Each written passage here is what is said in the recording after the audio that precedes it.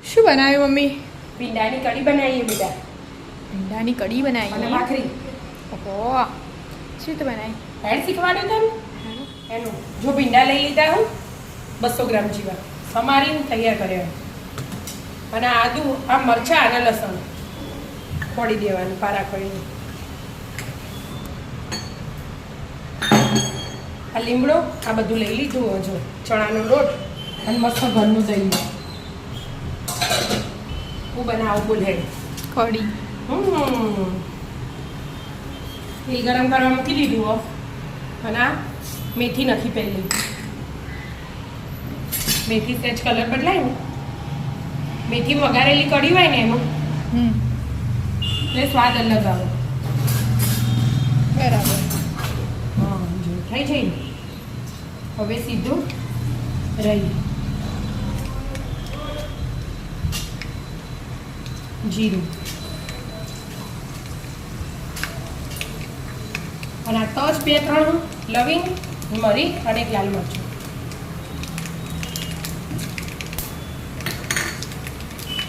હવે હિંગ નાખવાનું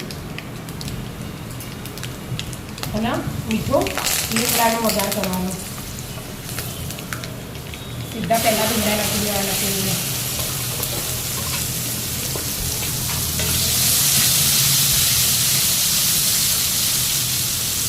ચડવા દેવાના ભીંડાને.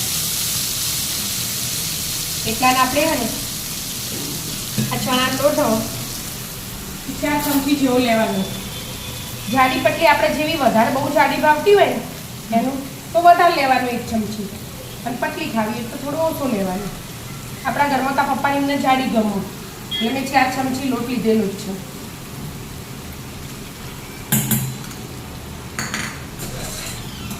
દહીં લઈ લેવાની 1 વાટકી.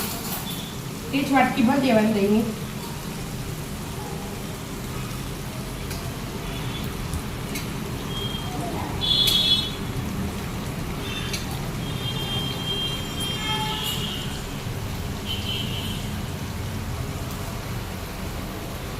એ વાટકી ભરીને પોણી લઈ લીધી. હવે બધું બરાબર મિક્સ કરી દેવાનું.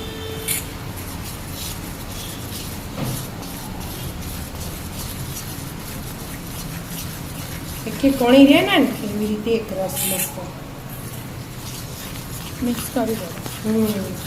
હજી મિક્સ. હા, એક રસ થઈ ગયું મસ્ત. હવે પહેલું મીઠું નાખી દેવાનું.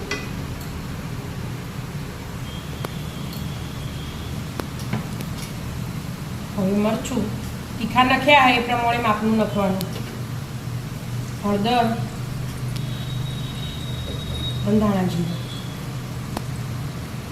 અને આ લીલા હે ને તીખા મરચાં અને લસણ 2 વાટી હતું ને એ નાખી દેવાનું. હવે બધું મિક્સ કરી દેવાનું.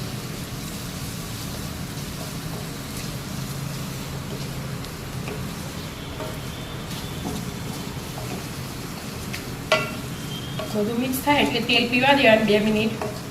પછી આ મિશ્રણ રેડવાનું. 2 મિનિટ થવા દો. ભીંડા એકદમ જો ચડી જાય એટલે પછી રેડાય. ભીંડા ચડી જાય ને તારા થઈ ગયું. હા, જો થઈ ગયું ને.